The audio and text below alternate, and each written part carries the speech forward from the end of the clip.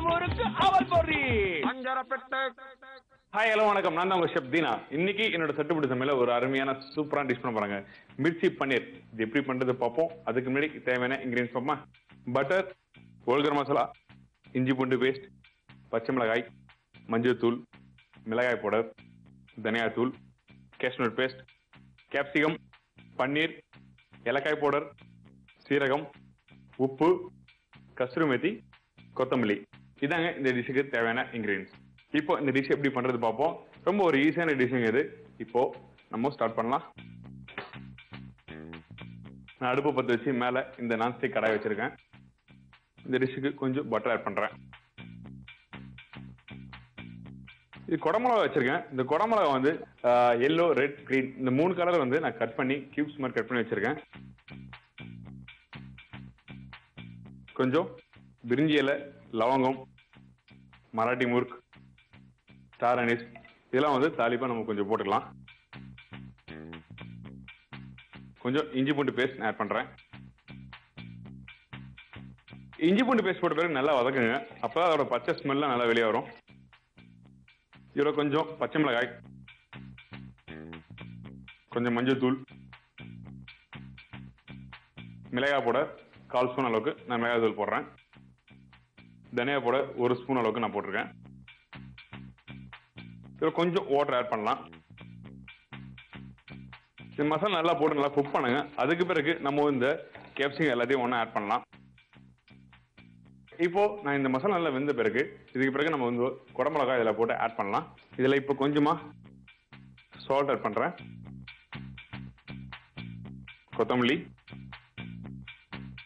இந்த கேஷ்நட்ல வந்து ஆனியன், பச்சை மிளகாய், இஞ்சி, ஹோல்கர் மசாலா இதெல்லாம் நல்லா வேக வச்சு நல்லா அரைச்சி திருப்பி நல்லா குக் பண்ணி வச்சிருக்கேன். பாருங்க ஸ்மூத்தா இருக்கு. இதுல வந்து 1 ஸ்பூன் அளவுக்கு நான் இந்த கேஷ்நட் பேஸ்ட் இதில் ஆட் பண்றேன். ரொம்ப நிறைய போட வேண்டியதில்லை, கொஞ்சமா போடுங்க. இந்த மசாலா நல்லா வெந்த பிறகு இந்த கேஷ்நட்டை போட்டு நல்லா நீங்க குக் பண்ணுங்க. இதோட நம்ம இங்க வச்சிருக்கோம் பாத்தீங்களா இந்த குடமிளகா, இதையும் இதில் ஆட் பண்ணலாம்.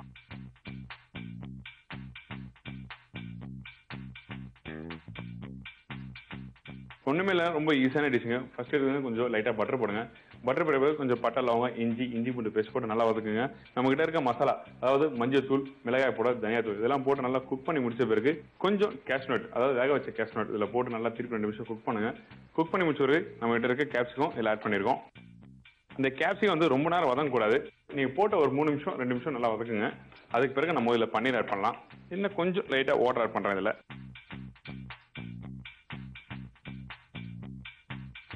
இப்போ இங்க இருக்க பன்னீரும் இதில் ஆட் பண்ணிட்டேன். இன்னும் கொஞ்சம் சால்ட் ஆட் பண்றேன்.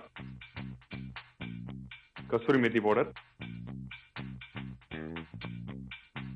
கொஞ்சம் சீரகம் பவுடர்,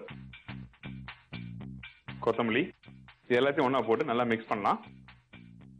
பார்க்கறது ஒரு கலர்ஃபுல்லா இருக்கும் இந்த டிஷ். இது பன்னீர் ரொம்ப நேரம் போட்ட பிறகு நீங்க கிரேவில போட்ட பிறகு ரொம்ப நேரம் குக் பண்ணாதீங்க. அப்படி குக் பண்ணீங்கன்னா என்ன கேட்டீங்கன்னா உங்களுக்கு அந்த பன்னீர் வந்து டஃப் ஆகும், அதாவது ரப்பர் மாதிரி சிவிங்க மாதிரி ஆயிடும். அதனாலதான் ரொம்ப நேரம் குக் பண்ண சொல்றேன். இன்னும் கொஞ்சம் லைட்டா வாட்டர் ஆட் பண்ணலாம்.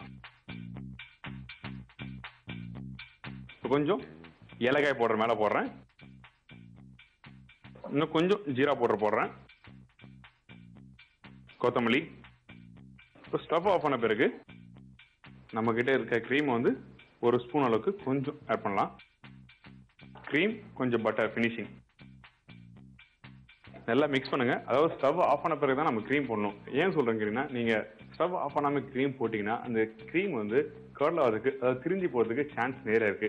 அந்த ஒரு ரீசன் கோசம் தான் நான் சொல்றேன். நம்ம சுவிட்ச் ஆஃப் பண்ண பிறகு நம்ம கிரீமை போட்டு ஆட் பண்ணலாம்.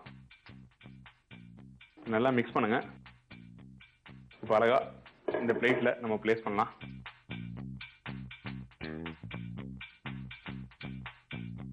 கொஞ்சம் கார்னிஷ்க்கு கொஞ்சம் கிரீம்,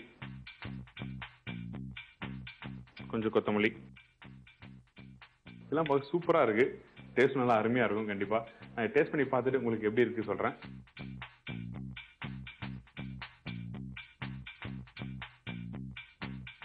சூப்பரா இருக்குங்க. முக்கியம் நான் சொன்னேன் பாத்தீங்களா, நீங்க அந்த கேப்சிகம் மசாலாவோட போட்டு குக் பண்ணும்போது அந்த கேப்சிகமோட ஃபிளேவர் உங்களுக்கு கண்டிப்பா கிடைக்கணும். அந்த ஃபிளேவர் எனக்கு ரியலா கிடைச்சிருக்கு.